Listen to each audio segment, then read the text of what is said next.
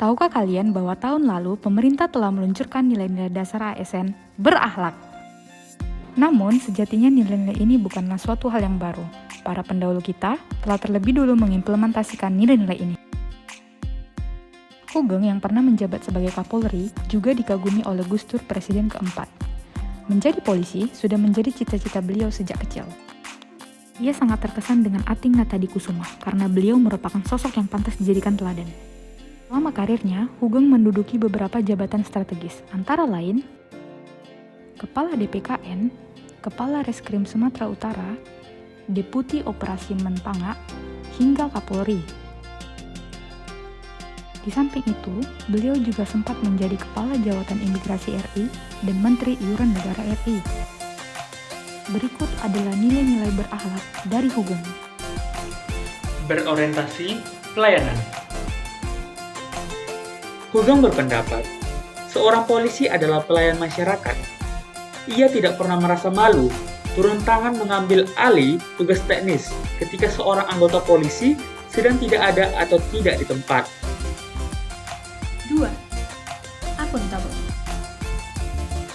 Hugeng selalu menjaga integritasnya. Ia dengan tegas menolak barang-barang yang mencurigakan terkait jabatannya.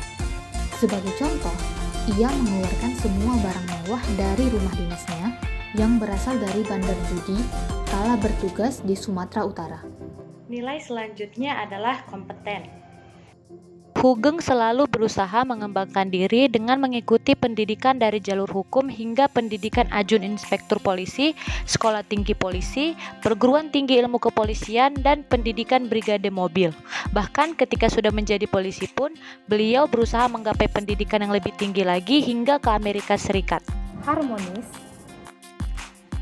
Ketika menjabat sebagai Kepala Jawatan Imigrasi, Hugeng menutup toko kembang milik istrinya. Hal ini dilakukan agar orang-orang tidak membeli kembang hanya di tokonya karena jabatannya dan pada akhirnya merugikan toko-toko lain.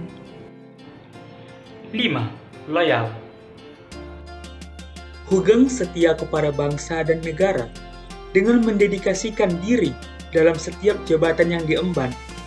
Beliau bahkan rela dicopot dari jabatannya sebagai Kapolri karena mengusut keterlibatan anak pejabat dalam kasus pemerkosaan Sam Kuning.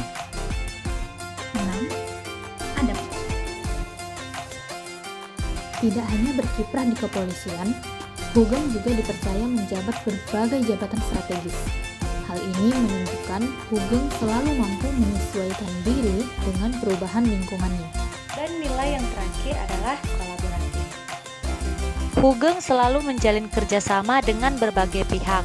Beliau menginisiasikan adanya kolaborasi antara kepolisian, TNI, dan komponen pemerintahan lainnya dalam melaksanakan amanat konstitusi. Itulah sebagian dari banyaknya keteladanan yang dapat diambil dari sosok Hugeng. Akankah kita menemukan lagi sosok yang serupa di era yang berbeda ini? Jawabannya ada pada diri kita masing-masing. Menjadi Hugeng masa kini. Berakhlak.